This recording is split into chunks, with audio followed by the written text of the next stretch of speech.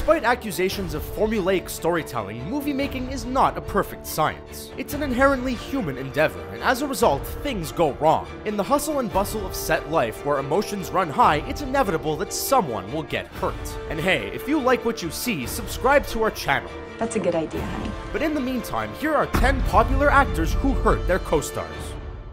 Idris Elba in Star Trek Beyond.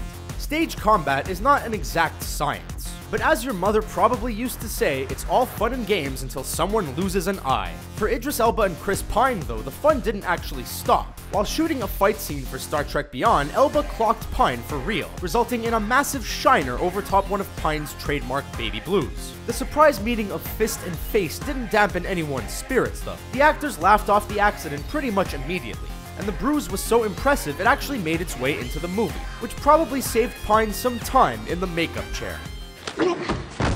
Dave Bautista in Spectre. To call Dave Bautista an intimidating individual would be a dramatic understatement. With years of experience in the WWE, his transition from small screen brawler to big screen badass is a natural one. Fans are looking forward to seeing the actor reprise his role as Drax in the upcoming Guardians of the Galaxy sequel, but they might also recognize him as Mr. Hinx from 2015's Spectre. Bautista has plenty of experience flinging giants around, and if long-distance human throwing was an Olympic sport, he'd take gold every time. Things on a movie set are pretty tightly controlled, but in the middle of an intense fight scene, it's easy to get caught up in the action. The actor threw Daniel Craig so hard that he needed knee surgery and 2 weeks off. It was a total accident, but 007 was probably grateful for the time off.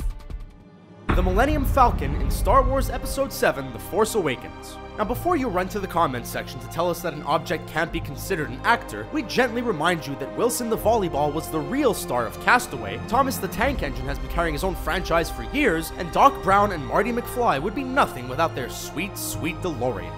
Are you telling me that you built a time machine out of a DeLorean?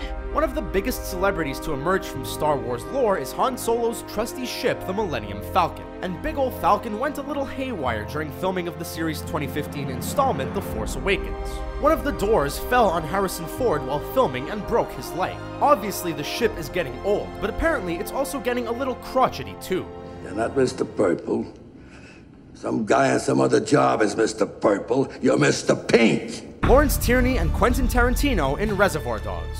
Tarantino is a polarizing filmmaker. His movies are violent, profanity-laden, and propped up by a series of pop culture monologues. Since Tarantino has been on the scene for a couple of decades now, the director has established his style and amassed a hardcore fan base in the process. But back when he was the new kid on the block, Tarantino got more sass than he expected, and ended up in a tussle with Hollywood royalty Lawrence Tierney. Apparently, the actor didn't trust that Tarantino knew how to make a movie.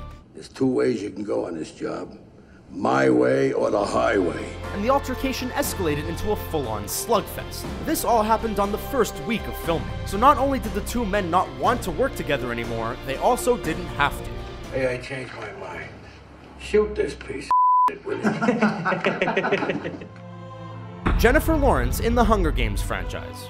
Chuck Norris isn't the only one roundhouse kicking his way through Hollywood anymore. A new player has entered the game, and her name is Jennifer Lawrence. The actress learned how to do a bunch of cool things in preparation for her role as Katniss Everdeen, lead heroine in the Hunger Games. And while some clever editing and a pile of money give the impression that her days were action-packed, filming a movie is a whole lot of hurry up and wait. So Lawrence and actor Josh Hutcherson had plenty of time to practice and goof around.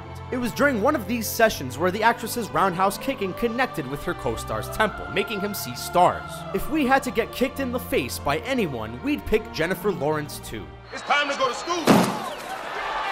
You will lose. Dolph Lundgren in Rocky IV.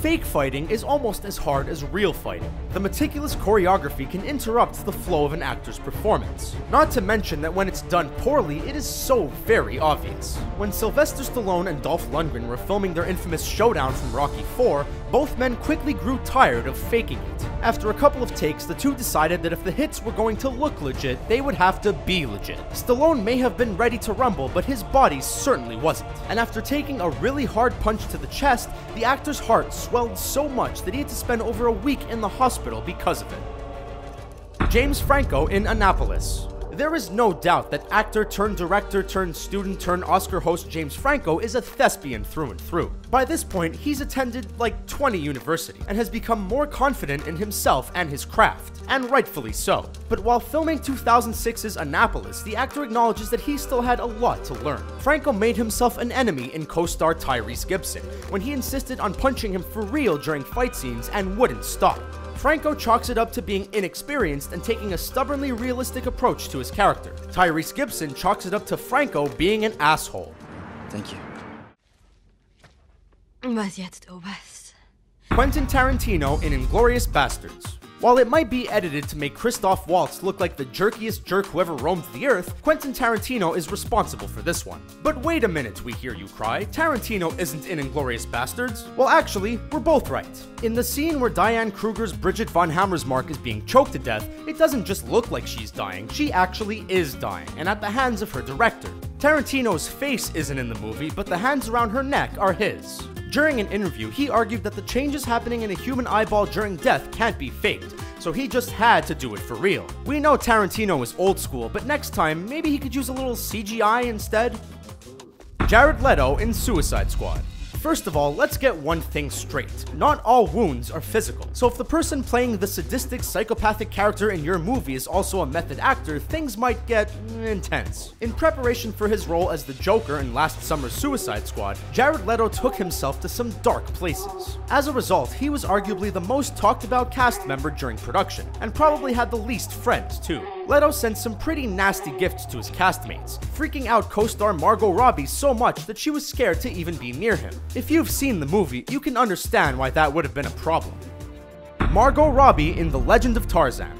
Let's be real, doing it can be awkward enough when there's an absolute minimum number of people involved. But throw in a camera, director, and crew, talk about nerve-wracking. That's why actors get paid the big bucks. Because in addition to heaps of potential awkwardness, there's also a chance that the talent could get hurt. While filming the love scene between Margot Robbie and co-star Alexander Skarsgård, that's exactly what happened. The Legend of Tarzan director David Yates wanted the sequence to have an animalistic feel, which makes total sense given the context. Robbie accidentally went a little too far and ended up injuring her bedmate. Good luck trying to explain that one to the Workers' Compensation Board.